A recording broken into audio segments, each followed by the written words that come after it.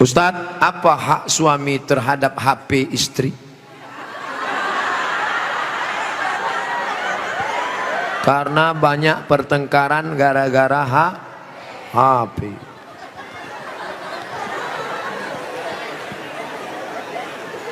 Lima hak ibu terhadap bapak. Catat, ingat baik-baik.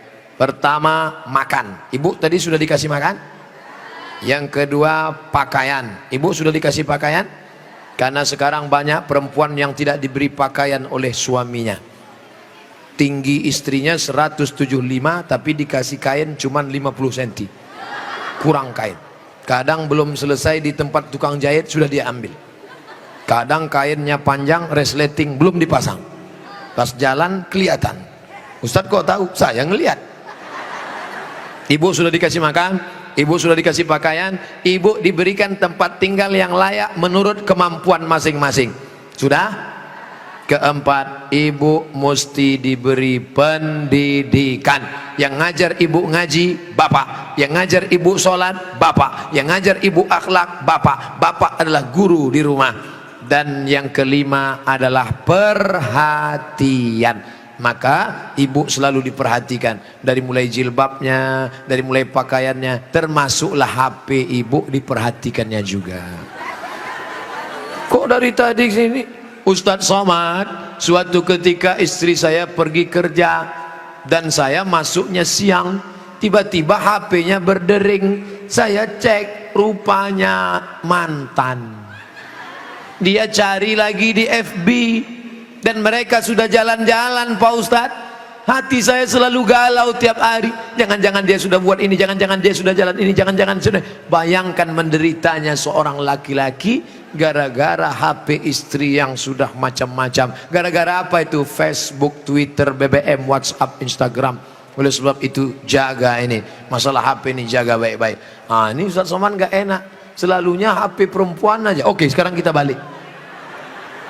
Bagaimana dengan HP bapak-bapak yang lebih banyak perhatiannya ke HP, yang kata-katanya merayu, menggoda? Oleh sebab itu ini mesti dijaga. Kalau tidak, duduk bersama, bapak sama ibu duduk, HP-nya buat baliho besar-besar, judulnya mau dibawa kemana hubungan ini, atau buat besar-besar, jangan ada HP di antara kita.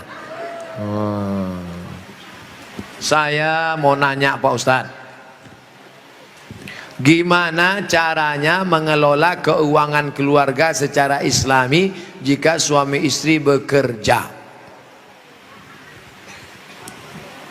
Ar-rijal, lagi-lagi Al-Quran. Semuanya yang menyelesaikan masalah ini Al-Quran. Ar-rijalu qawwamuna 'alan nisa. Laki-laki menjadi pemimpin bagi perempuan. Bima anfaqu min amwalihim, karena mereka mengeluarkan nafkah, biaya belanja. Makanya harta warisan laki-laki dapat 2 kali bagian perempuan. Ibu kalau 25, bapak dapat 50. Ibu kalau dapat 50, bapak dapat 100. Kenapa? Karena yang menanggung biaya pernikahan mahar bapak, yang menanggung sekolah anak bapak. Sekarang ibu memang anak orang kaya, punya ruko 2, rumah batu jendela kaca, punya bapak yang sudah sakit asma 2 hari lagi meninggal. Kaya. Si bapak juga punya duit yang sama. Bapak punya duit, ibu punya duit, menikah. Apa beda duit bapak dengan duit ibu? Dalam duit bapak ada hak ibu, tapi dalam duit ibu tidak ada hak bapak.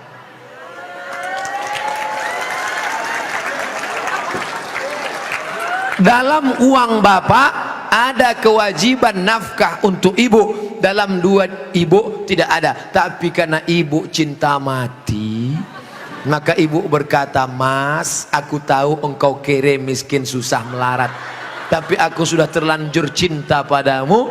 Jangankan uang ini, nyawaku pun kuberikan. Ambillah semuanya, dengan syarat jangan kau nikah lagi." Nah, sudah jelas batasannya. Jadi kalau ada ibu punya kontrakan, PNS, pegawai, punya gaji, ibu tetap ngomong ke suami, "Mas, aku mau kirim uang ini ke anak yatim, mau biaya anak pesantren, mau kasih wakaf beras 1 karung. Tapi ibu ngomong ke bapak itu bukan minta izin, karena uang itu memang punya ibu. Ibu ngomong sebagai adab, sopan santun, tata krama, budi bahasa. Jadi bapak jangan kegeeran, dan ibu jangan kurang ajar. Mas, ini uangku, ini kos-kosanku, ini rumahku, terserah aku, kamu mau ikut ya, kalau enggak lebih dari kamu bisa aku dapatkan. Jangan, luka hatinya.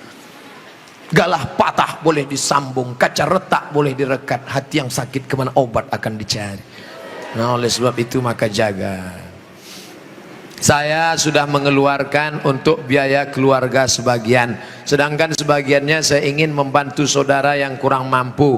Tapi kadang saya suka berbohong jika untuk membantu keluarga yang memang butuh bantuan. Ini yang nulis pertanyaan bapak apa ibu?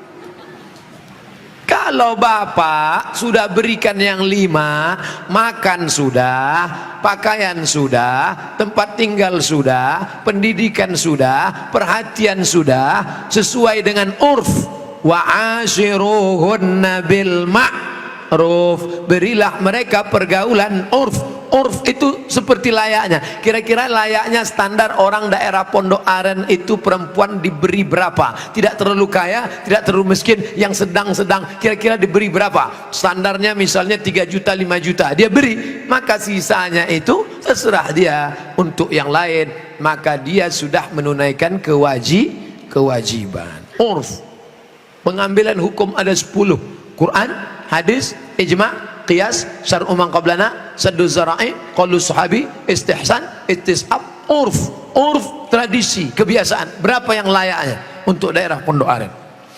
Semoga Ustaz selalu dilindungi Allah, amin. Bagaimana antum menyikapi beda mazhab, khilafiyah, firqah? Bagaimana dengan ayat Allah, wa'tasimu bihablillahi jami'a, wa'tasimu, bersatulah, bihablillah, dengan tali Allah. Yang dimaksud tali Allah itu Islam, Al-Quran dan Sunnah. Adapun ijtihad ulama berbeda-beda, tapi kita di Indonesia sudah disepakati 3. Akidahnya Asy'ari, fikihnya Syafi'i, tasawufnya Sunni, Junaid al-Baghdadi dan Abu Hamid al-Ghazali. Saya ulang sekali lagi, Ahlussunnah wal Jamaah akidahnya Asy'ari, fikihnya Syafi'i, tasawufnya Sunni, Abu Hamid al-Ghazali dan Junaid al-Baghdadi. Maka kita pegang yang itu. Saya belajar di Maroko 2 tahun, mazhabnya Maliki.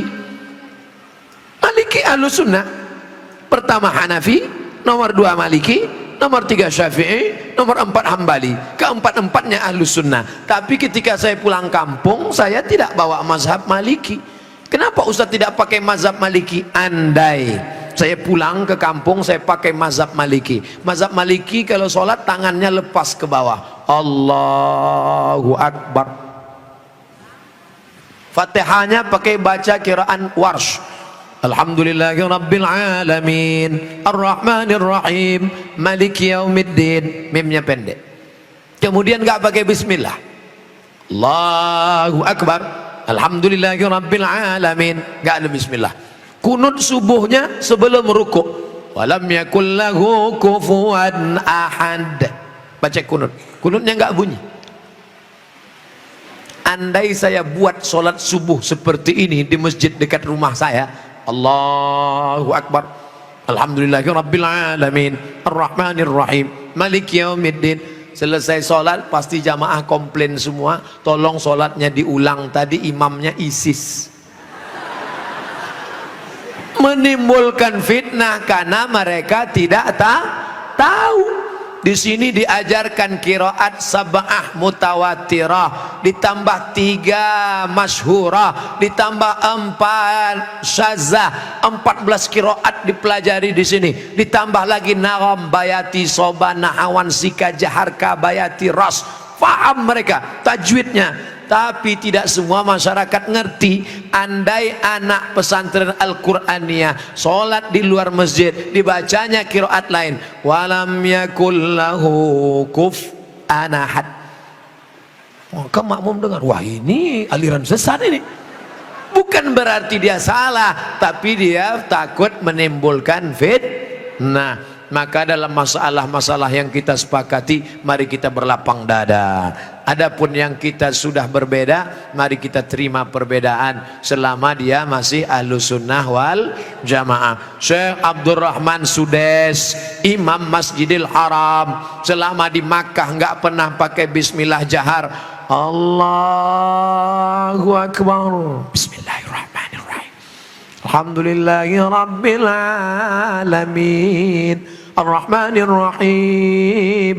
Tapi begitu beliau jadi imam di Istiqlal, Allahu Akbar, Bismillahirrahmanirrahim. Loh, kok si Abdurrahman Sudes di Istiqlal pakai bismillah jahar? Dia tahu orang Jakarta mazhabnya Syafi'i. Mazhab Syafi'i bismillahnya jahar. Mazhab Hanafi Hambali bismillahnya sir. Bismillahirrahmanirrahim. Mazhab Maliki nggak pakai bismillah sama sekali. Ketiga mazhab ini Ahlus Sunnah wal Jamaah. Tapi kalau mayoritas masyarakatnya Syafi'i, jangan bawa mazhab lain karena khawatir memecah belah umat. Menjaga persatuan lebih diutamakan daripada mengamalkan mazhab. Begitu yang diamalkan oleh para ulama. Kan ulama mengkategorikan bid'ah ada dua, bid'ah hasanah. Pertanyaannya Ustaz, kan Rasul bersabda kullu bid'atin dhalalah, kullu bid'atin dhalalah wa kullu dhalalatin finnar. Hadis ini kata Imam Nawawi hadisnya umum, hadis umum. Tolong belikan saya ayam, tolong belikan saya ayam. Ayamnya umum, ayam penyet, ayam patah, ayam pop, ayam sungsang, ayam fried chicken, ayam panggang, ayam bakar, ayam kampung, ayam hutan. Ayam apa? Setelah di jalan dia bingung, ini ayam apa? Nelpon sekali lagi, ayam apa? Ayam pop. Maka yang pertama tadi umum dikhususkan oleh yang kedua. Begitu juga kata Imam Nawawi yang mensyarah hadis Sahih Muslim, kullu bid'atin dhalalah, semua yang bid'ah itu sesat, umum. Tapi kemudian dikhususkan oleh hadis, man sanna fil islami sunnatan hasanatan, siapa yang membuat tradisi yang baik, falahu ajruha, dia dapat pahalanya, wa ajru man amila biha, dan orang lain yang melakukannya selama tidak bertentangan dengan Quran dan Sunnah. Nah, sekarang ada orang mendefinisikan bid'ah hanya dengan 5 jari. Kalau tidak dilakukan Nabi, bid'ah. Kalau sudah bid'ah, masuk neraka. Kalau begitu pembahasannya, nanti kamu bisa memasukkan sahabat Nabi dalam neraka. Contohnya, ada sahabat Nabi yang sholat dari Isya sampai subuh ayatnya kul huwallah. Walil maghdubi alaihim waladdallin amin. Qul huwallahu ahad Allahu samad. Rakaat kedua qul huwallahu ahad Allahu samad. Rakaat berikutnya qul huwallahu ahad Allahu samad. Rakaat berikutnya qul huwallah. Itu pernah enggak dibuat Nabi? Enggak pernah. Kalau dipakai definisi, kalau enggak dibuat Nabi bid'ah, berarti sholat pakai qul huwallah dari Isya sampai subuh bid'ah, masuk neraka. Nama sahabat Nabi yang sholat begitu siapa? Qatadah bin Nu'man dalam kitab hadis Musnad Ahmad bin Hambal. Tapi perbuatan itu dibenarkan Nabi, sunnah takririyah. Oke, itu Nabi masih hidup. Bagaimana dengan Abu Hurairah? Abu Hurairah sebelum tidur malam menyimpul tali 2000 simpul tali dipakai bertasbih sebelum tidur malam. Subhanallah, subhanallah, subhanallah, subhanallah, subhanallah. Ada diajarkan Nabi, hai orang-orang beriman, sebelum kau tidur malam ambil tali jemuran, buat 2000 simpul, sebelum tidur petik 2000. Ada? Tidak ada. Jadi kalau didefinisikan, kalau tidak dibuat Nabi bid'ah, engkau sudah memasukkan sahabat Nabi ke dalam neraka, karena definisi yang singkat, yang pendek, pemiskinan. Oleh sebab itu ulama faham, sudah saya tulis lengkap dengan dalil-dalilnya, 444 halaman terkait masalah bid'ah. Tidak semudah itu saudaraku. Ada namanya Imam Ibnu Taimiyah. Imam Ibnu Taimiyah kalau selesai sholat subuh dia tidak keluar masjid, dia melihat ke atas membaca Al-Fatihah sampai terbit matahari. Bismillahirrahmanirrahim, alhamdulillah rabbil alamin, arrahmanirrahim, maliki yaumiddin, iyyaka na'budu wa iyyaka nasta'in, sampai terbit matahari. Itu tidak pernah dilakukan Nabi. Kalau dipakai definisi, kalau tidak dilakukan Nabi bid'ah, berarti Ibnu Taimiyah sudah membuat bid'ah karena membaca Al-Fatihah dari sejak sholat subuh sampai terbit matahari.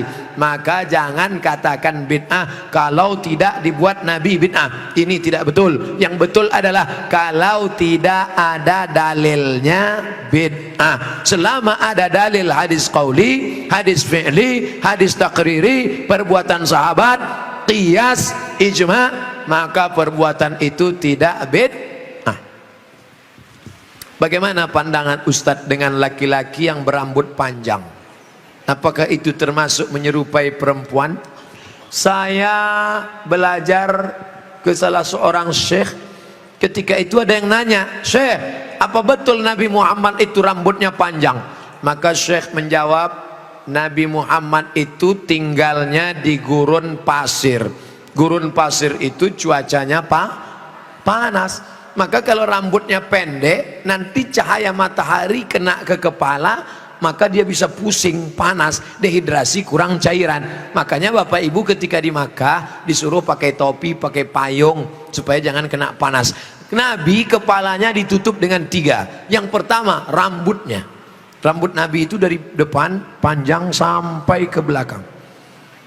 Yang kedua ditutup dengan qalansuah, topi. Setelah itu ditutup dengan imamah sorban.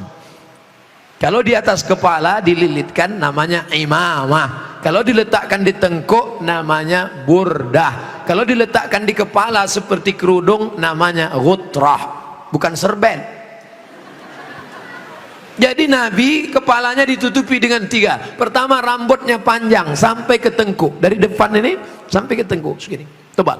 Yang kedua qalansuah, kain penutup. Setelah itu baru sorban. Maka kita pun, kami pun ketika kuliah dulu di Arab pakai sorban.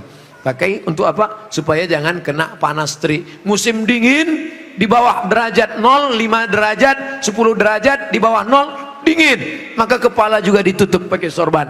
Sekarang kenapa Ustaz nggak pakai sorban? Saya sekarang kepanasan. Tapi saya tidak menyalahkan para habaib pakai sorban. Mereka mengikuti sunnah Nabi Muhammad sallallahu alaihi wasallam. Nah, jadi kalau ada laki-laki berambut panjang, tapi rasanya di tempat kita rambut panjang bukan untuk menutup kepala biar supaya jangan panas. Justru tempat kita makin rambut panjang makin kepanasan, ketombe. Jadi kira-kira rambut panjangnya kenapa? Kenapa rambut panjang? Ini. Tapi tidak semua yang berambut panjang itu karena mengikuti perempuan. Jadi tidak bisa kita hukum serta-merta kalau rambut panjang LGBT. Enggak. Maka yang LGBT itu kalau menyerupai perempuan, la'anallahul mutasyabbihin minar rijal bin nisa. Allah melaknat laki-laki yang menyerupai perempuan dan perempuan yang menyerupai laki-laki. Mudah-mudahan anak kita terjaga dari LGBT. Tapi sebetulnya LGBT itu nama yang terlalu keren. Orang malah bangga sekarang disebut itu LGBT, itu bangga. Saya tidak setuju dengan LGBT, tapi saya malu mau nyebutnya di depan para kiai. Boleh saya sebut? Jangan sebut LGBT. Buat sebut nama yang mengejek, merendahkan, menghinakan. Apa namanya? PLT, penyuka lobang tai. Itu yang cocok bagi mereka. Kotor, najis. Zaman Nabi LGBT ini hukumannya man wajadtumuhu ya'malu amala qaumi Lut. Kalau kamu menangkap ada orang yang melakukan perbuatan Nabi Lut, faqtulul fa'il wal maf'ul, pancung kepalanya, hukum mati. Untung dia hidup bukan zaman Nabi Muhammad. Kalau hidup zaman Nabi habis, selesai. Bapak Ibu yang dimuliakan Allah Subhanahu wa taala. Ustadz berani ngomong gini apa enggak takut nanti ditangkap bencong? Ngapain takut? Banyak yang bela saya. Tapi pas pulang nanti sendirian ngeri juga ini. Insyaallah wa ta'awanu 'alal birri wat taqwa, saling tolong menolong dalam kebaikan dan ketakwaan, wala ta'awanu 'alal itsmi wal udwan. Ingatlah saudaraku, ada satu kampung namanya kaum Sadum. Pernah dengar kata Sadum? Dari kata sadum inilah muncul istilah sodomi. Sodomi artinya perbuatan orang sadum, umat Nabi Lut. Bagaimana hukuman Allah? Ja'alna 'aliyaha safilaha. Bagian atas kami turunkan ke bawah, bagian bawah naikkan ke atasnya. Lalu kemudian amtarna alaihim, kami hujani mereka dengan apa? Hijaratan, batu-batu, min sijilin mandud, dari batu tanah liat yang dibakar di api neraka. Itulah sekarang di Yordania, tempatnya bernama Al-Bahrul Mayyit, bahru laut, mayit mati, Dead Sea, dead mati, sea laut, Dead Sea laut mati. Ngapa disebut laut mati? Karena airnya terlampau asin sampai ikan pun tidak bisa hidup di dalam. Orang kalau pergi ke laut mati ngapung di atas karena kadar garam yang tinggi. Nah, siapa yang punya kadas, kurap, kudis, gatal-gatal, mandi di situ sembuh. Di Yordania. Bapak Ibu yang dimuliakan Allah Subhanahu wa taala, Pompei salah satu kampung yang diisi oleh homo. Lalu kemudian datang lahar dari bukit turun ke bawah, rata dengan tanah, sampai mereka berubah menjadi patung-patung batu karena ditimpa oleh lahar. Tidak sempat merubah ekspresi wajah orang homo yang mati dalam keadaan melakukan hubungan seksual terlarang, tak sempat merubah dari wajah kesakitan dengan wajah penderitaan. Begitu yang dialami masyarakat Pompei. Oleh sebab itu kita berdakwah, mengajak bukan karena benci, tapi karena ingin menyelamatkan supaya kita selamat. La ta'murunna bil ma'ruf, ajak mereka berbuat baik. Wala tanhauna 'anil munkar, larang mereka jangan sampai melakukan perbuatan mungkar. Kalau kamu diam saja, aku tidak khawatir, kata Sayyidina Ali, aku tidak khawatir tentang betul dan batil, batil dan betul, karena dunia ini isinya betul dan batil. Yang aku khawatirkan adalah ketika kebatilan merajalela, orang yang betul diam. Karena orang betul diam, maka orang batil menyangka betul, yang betul menyangka batil, batil betul, betul batil. Orang yang betul diam, ibu yang betul diam, bapak yang betul diam, yang batil berkuar. Akhirnya yang batil merasa betul, orang yang betul diam 1000 bahasa. As-sakitu anil haq syaitan akhras. Orang yang betul tapi diam melihat kebenaran diinjak-injak, dia adalah syaitan akhras, setan bisu. Begitu kata Imam Abu Ali Ad-Daqqaq yang dikutip oleh Imam An-Nawawi dalam kitab Al-Minhaj Syarah Sahih Muslim Ibn Al-Hajjaj. Maka bersuaralah saudaraku, anak-anak muda, lawan kemungkaran ini. Terus berperang dengan HP-mu adalah senjata, bukan menebarkan kebencian, bukan menebarkan hoax, tapi dalam rangka watawasau bil haq watawasau bis sabr. Allahu akbar. Itulah kaji kita pada malam hari ini. Tausiah sudah 60 menit, menjawab pertanyaan 30 menit. Pas setengah 11, dari jam 9, 10, setengah 11 kita lanjutkan dengan membaca doa ala hazihin niyah al-fatihah.